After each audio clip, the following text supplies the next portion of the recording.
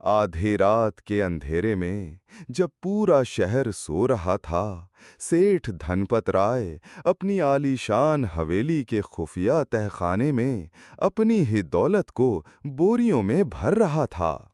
उसकी सांसें तेज थीं और आंखों में एक अजीब सी वहशत थी।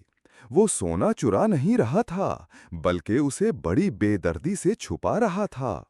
अचानक उसने एक बोरी खोली, उसमें से एक सोने की अंगूठी निकाली और इसे अपनी जेब में डालकर मुस्कुराया। फिर वो ऊपर अपने कमरे में गया और ऐसे चीख मारी जैसे उसका सब कुछ लुट गया हो। उसका बेटा सुंदर भाग कर आया तो सेठ बस्ती से दूर एक वीरान हवेली में दौलत का पुजारी सेठ धनपत राय अपनी तिजोरी को हसरत से देख रहा था।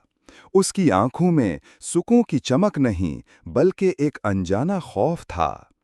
उसका इकलौता बेटा सुंदर बाप की इस हालत से बेखबर हवेली के बाग में अपनी बीवी रोपा के साथ खुशगपियों में मसरूफ था। सुंदर एक नेक दिल और सादा लोह नौजवान था।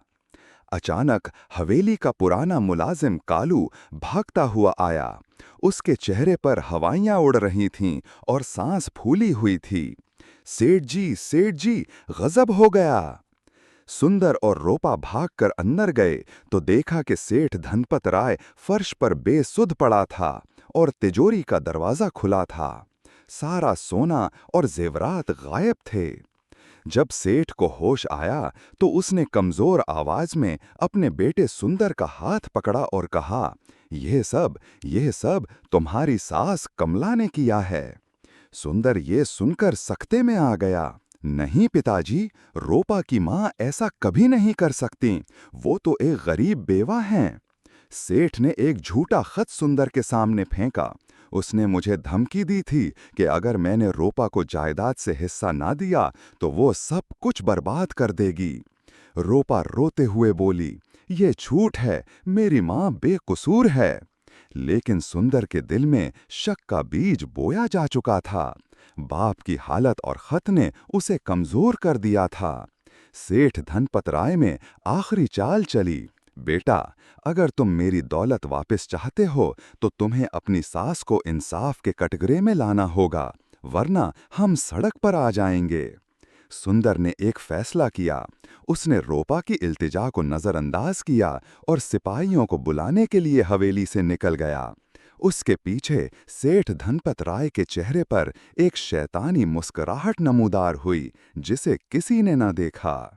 सिपाही कमला के गरीब खाने पर पहुंचे तो वो हैरान रह गई। वो अपनी झोंपड़ी के बाहर बैठी रोटियां पका रही थी। उसे कुछ मालूम न था कि इस पर क्या कयामत टूटने वाली है। सिपाहियों ने बगैर कुछ कहे उसकी झोंपड़ी की तलाशी शुरू कर दी। कमला चीखती रही, मैंने क्या किया है, मुझे क्यों तंग कर रहे हो? अचानक एक सिपाही ने चावल के एक पुराने बर्तन से सोने की एक अंगूठी निकाली। ये वही अंगूठी थी जो सेठ धनपत राय हमेशा अपनी उंगली में पहनता था। कमला ये देखकर सकते में आ गई। ये यहाँ कैसे आई? खुदा की कसम, मैंने इसे कभी नहीं देखा। लेकिन उसकी आवाज नक्कार खाने में तोती की तरह गुम हो गई। सुंदर, जो सिपाहियों के पीछे खड़ा था, इस सबूत को देखकर टूट गया। उसके बाप की कहानी सच साबित हो चुकी थी। उसने अपनी नजरें झुका लीं। सिपाही कमला को घसीटते हुए ले गए। गांव वाले जमा हो गए और उसे चोरनी कहकर लान तान करने लगे। रोपा दूर खड़ी अपनी मां की बेबसी देखकर बेआवाज चीखें मार रही थी। हवेली वापस आकर रोपा ने सुंदर से फरियाद की, ये सब झूठ है, ये मेरे बाप की निशानी की अंगूठी नहीं है, इसमें एक खुफिया निशान था जो इसमें नहीं। सुंदर ने उसे झिड़क दिया, बस करो रोपा, सबूत मेरे सामने है। तुम्हारी माँ के लालच ने हमारा सब कुछ छीन लिया। उसकी आवाज में मोहब्बत की जगह नफरत ने ले ली थी। इस रात सेठ धनपत राय अपने कमरे में छुपकर मुस्कुरा रहा था। उसने अपनी जेब से एक थैली निकाली, जिसमें से उसने वैसी ही एक और सोने की अंगूठी निकाली। उसने अंगूठी को मोमबत्ती की लौ में देखते हुए कहा, अब सारी दौलत सिर्फ मेरी है, न बेटे को हिस्सा देना पड़ेगा न बहू को। लेकिन वो नहीं जानता था कि हवेली का पुराना मुलाजिम कालू दरवाजे की दरार से ये सब कुछ देख और सुन रहा था। कालू का दिल खौफ और वफादारी के बीच फंस गया। वो सुंदर को सच बताना चाहता था, लेकिन सेठ की जालिम फितरत से डरता था। उसने फैसला किया कि वो खुद सबूत तलाश करेगा। अगली सुबह जब सेठ धनपत राय शहर के साहूकारों से अपनी तबाही का रोना रोने गया, कालू चुपके से उसके कमरे में दाखिल हो गया। उसने हर चीज की तलाशी ली, बिस्तर के नीचे, अलमारियों के पीछे, लेकिन उसे कुछ न मिला। वो मायूस होने ही वाला था कि उसकी नज़र फर्श पर लगे एक ढीले पत्थर पर पड़ी। उसने अपनी पूरी ताकत से पत्थर उठाया। उसके नीचे एक खुफिया तहखाना था और सीढ़ियों से नीचे उतरते ही उसकी आंखें खुली की खुली रह गईं। तहखाने में हवेली की सारी दौलत मौजूद थी। सोने के सिक्के, हीरे जवाहरात, सब कुछ बोरियों में भरा पड़ा था। ये चोरी नहीं हुई थी, इसे छुपाया गया था। कालू को समझ आ गया कि सेठ ने अपनी ही दौलत को छुपाकर एक बेगुनाह औरत को फंसाया था ताकि वो अपने बेटे और बहू को विरासत से महरूम कर सके। वो फौरन रोपा के पास भागा, जो अपने कमरे में गम से निढाल बैठी थी। कालू ने उसे सब कुछ बता दिया। बेटी, तुम्हारी माँ बेकसूर है, सारा खेल सेठ जी का रचाया हुआ है। रोपा की आंखों में आंसुओं की जगह गुस्से की आग भड़क उठी। उसने कहा, मैं अपने बाप को जानती थी। वो कहते थे कि सच्चाई को सबूत की जरूरत होती है। हमें सुंदर को ये तहखाना दिखाना होगा। दोनों ने सुंदर का इंतजार किया। जब सुंदर हवेली लौटा तो वो परेशान और थका हुआ था। रोपा ने उसका हाथ पकड़ा और बोली, एक आखिरी बार मुझ पर भरोसा करें, मैं आपको सच दिखाना चाहती हूँ। सुंदर के दिल में एक लम्हे के लिए पुरानी मोहब्बत जागी। वो खामोशी से उसके साथ चल पड़ा। वो नहीं जानता था कि चंद कदम के फासले पर उसकी दुनिया हमेशा के लिए बदलने वाली है। जब रोपा और कालू सुंदर को सेठ धनपत राय के कमरे में लाए, तो सुंदर गुस्से से बोला, ये क्या मजाक है, यहाँ कुछ नहीं है। रोपा ने खामोशी से फर्श के ढीले पत्थर की तरफ इशारा किया। कालू की मदद से सुंदर ने पत्थर हटाया। नीचे जाती तारीक सीढ़ियां और वहां से आती सोने की हल्की चमक देखकर उसका दिल धक से रह गया। उसे अपनी आंखों पर यकीन नहीं आ रहा था। जब सुंदर तहखाने में उतरा तो उसके पैरों तले जमीन निकल गई। उसके बाप की छिपाई हुई दौलत, उसकी माँ जैसी सास पर लगाया गया झूठा इल्जाम और अपनी बीवी पर किया गया जुल्म, सब एक साथ उसके ज़हन पर हथौड़े की तरह बरसने लगा। वो घुटनों के बल गिर गया और फूट फूट कर रोने लगा। मैंने क्या कर दिया? मैंने अपने ही हाथों अपना घर बर्बाद कर दिया। रोपा ने उसके कंधे पर हाथ रखा। उसकी आंखों में अब हमदर्दी थी। इसी वक्त सेठ धनपत राय हवेली वापस लौटा। वो शहर से अपनी गुर्बत का ढोंग रचाकर खुश था। उसे अपने कमरे से आती दबी दली आवाजें सुनाई दीं तो वो चौंक गया। उसने दरवाजा खोला तो देखा कि तहखाने का राज खुल चुका है। सुंदर, रोपा और कालू उसे घूर रहे थे। सुंदर की आंखों में नफरत के शोले दहक रहे थे। सेठ धनपत राय ने भागने की कोशिश की, लेकिन कालू ने दरवाजा बंद कर दिया। सेठ गिड़गड़ाने लगा, बेटा, मैंने ये सब तुम्हारे भले के लिए किया। मैं इस लालची औरत को तुम्हारी जिंदगी से निकालना चाहता था। सुंदर चीखा, बस, आपने दौलत के लालच में एक माँ को मुजरिम बनाया और अपने बेटे का घर तोड़ दिया। अब आपको इसकी कीमत चुकानी होगी। रोपा ने आगे बढ़कर कहा, इंसाफ सिर्फ मेरी माँ की रिहाई नहीं है, इंसाफ ये होगा कि सच सबके सामने आए।